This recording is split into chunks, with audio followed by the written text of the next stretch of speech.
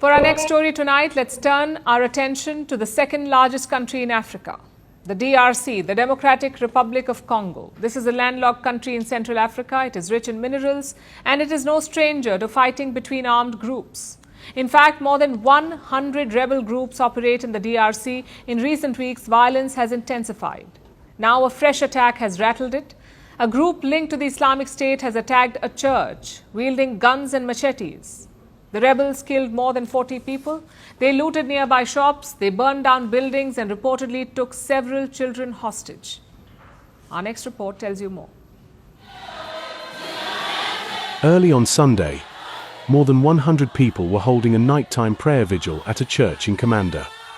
This is a northeastern city in the Democratic Republic of Congo. It is mineral-rich and no stranger to fighting by various armed groups in the Central African country. But what happened next rattled it. Around 1 a.m., attackers interrupted the prayer. They entered the church, wielding guns and machetes. They shot people both inside and outside the church. They looted nearby shops and set them on fire. Many houses were also burned down. At least 43 people were killed, including 9 children. Some bodies were found charred in houses nearby. Many other people remain missing after the attack, including several children who were reportedly taken hostage. So who was behind the attack? The Islamic State-affiliated group, Allied Democratic Forces. The ADF emerged in the neighboring Uganda in the 1990s. It accused the government there of persecuting Muslims, and carried out attacks over its discontent. But in 2002, after military assaults by the Ugandan forces, the group moved its operations to the DRC. Specifically, in the borderland between Uganda and the DRC. And since then, it has regularly attacked and killed thousands of civilians of all religions in the region. In 2019, it pledged allegiance to the Islamic State.